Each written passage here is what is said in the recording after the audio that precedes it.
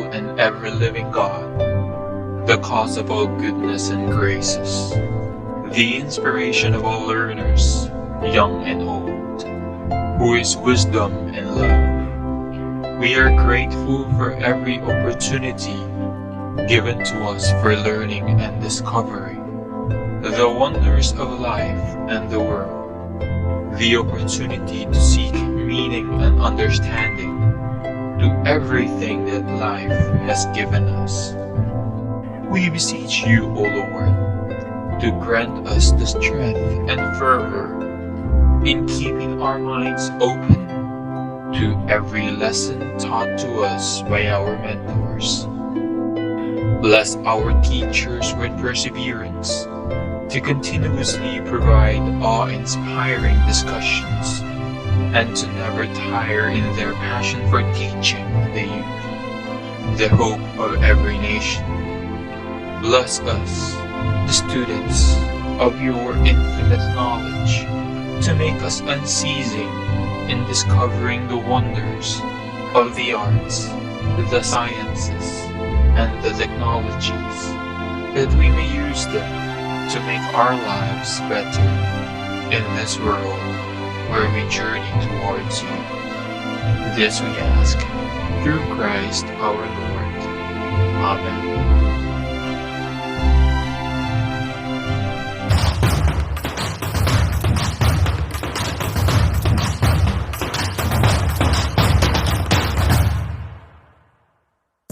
Hello Divinians, I'm Ma'am Angela F. Gatchalian and I will be your subject teacher in Physical Education 9. Before we proceed in our discussion, let's identify the objectives. After studying the lesson, you should be able to identify the different officiating official, show importance on how the officiating official do their work, display good etiquette being an official, and to foster harmonious relationship in the community through mutual respect of human dignity and belief and protection of individual human rights. The advancement brought about by science and technology has made life easier. Unfortunately, the luxury of just pushing a button or clicking a mouse is leading us to a sedentary lifestyle.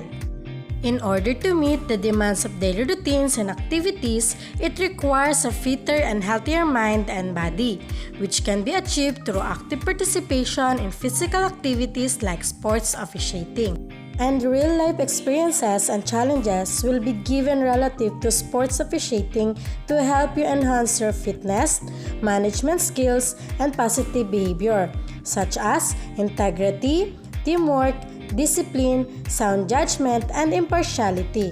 Sports is a very wild field composed of several dynamic people and events interacting with one another. It is a popular activity of most people for its characteristics of being fun, exciting, and challenging to its participants. But our idea of sports participation is mostly limited on the player's role in the sports fields. It is one of being highlighted during competitions. But there is more to sports than just being a player, and that is officiating. Officiating is an important part of any sports activity, whether it is competitive or recreational. It helps in making the activity more challenging and fun. Good officiating results to good game, and good game provides better entertainment. Sports officiating is not just the judge role in the court. More importantly, it benefits us by improving our fitness. Participation in physical activities such as officiating coupled with healthy lifestyle will surely lead us to attaining and sustaining a quality and a healthy life. There are 9 officials in sports: referee, linesman, umpire, scorer, line judge, timekeeper, assistant referee, and table official. Tournament officials are in charge of officiating the event. They have an in-depth knowledge about the sport. The responsibilities of the tournament official include enforcing the regulation of the game, ensuring that the game is played safely and in order, inspecting the safety of the field or facility, managing time, and communicating properly to the coaches and players the rules and regulations of the game. Umpires maintain standards of play at sporting events. Essential job duties of an umpire are observing game rules, awarding points, imposing penalties, identifying infractions, examining participants to make sure that they follow safety regulations, verifying scoring regulations, and announcing winners. The sport needs judges to ensure that competitions are safely and fairly. While referee is an official who watches a game or match closely to ensure that the rules are adhered to and to arbitrate on matters arising from the play. The starter has absolute control over all matters relating to the start of a race. His or her decision is final and cannot be overruled by anyone else. The starter has to ensure that all of the competitors have a good and fair start with no one slipping. And lastly, the timekeeper stops and starts the clock as set out in the competition rules. There are two types of officiating. Outside officiating is normally officials are not related to any term so they can provide impartial decisions. While self-officiating happen when there is no outside officials. Players officiate the game or run the tournament.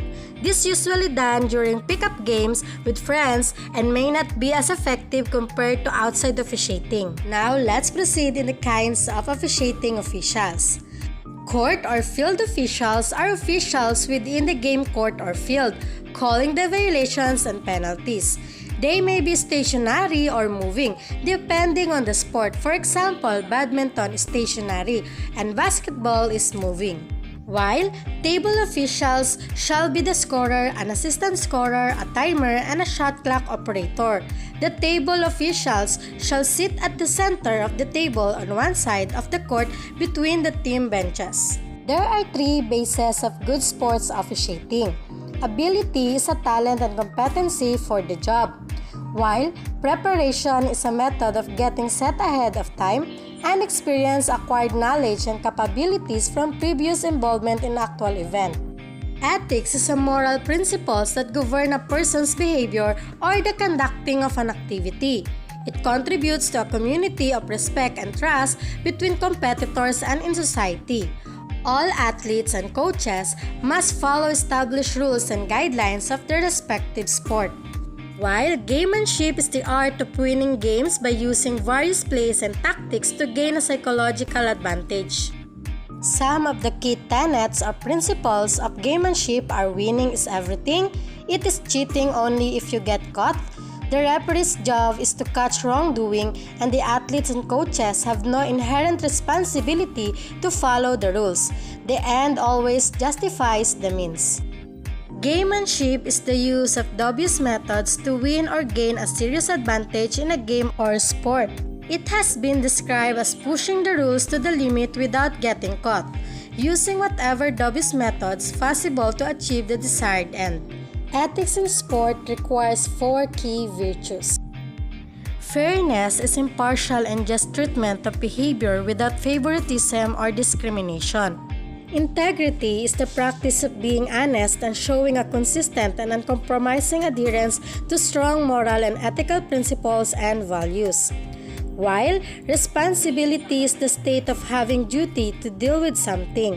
And lastly, respect in your relationships builds feelings of trust, safety, and well-being. Respect doesn't have to come naturally, it is something you learn. Before we proceed in your activities, I have a game for you called Family Feud. Are you familiar in this game? Family Feud is based on real survey, and this time, I asked 3 same questions to 40 people. Family Feud is composed of 2 groups, but for now, it's for individual only. For the mechanics of the game, you will guess the top answers based on the survey to collect a high score. So now, bring out your notes and pen to write your answers. I will give you 15 seconds to answer each questions. Are you ready, class? So now, let's begin the game.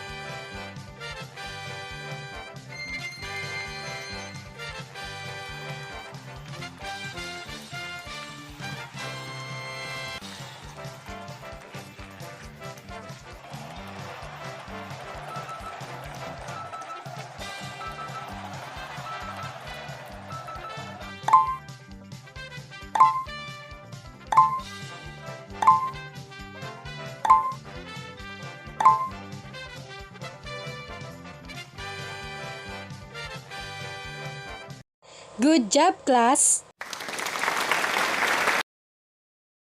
For your stretching activity, list the do's and don'ts an officiating official should do during the game. For your activity, in your notebook, draw and write what you are when you become an officiating official and why. For show you know, describe and explain at least 5 responsibilities of an officiating official you could link to your sport. For summing up, list the official in your sport and their roles. And for beyond the lesson, in 1/8 illustration board, create your own officiating philosophy based on your experiences, knowledge, opinions, and beliefs that will guide you as a good officiating official. Wait for your schedule of submission in Library Hub. I hope you have learned a lot and you will finish your activities before the deadline. Thank you for watching and see you next meeting.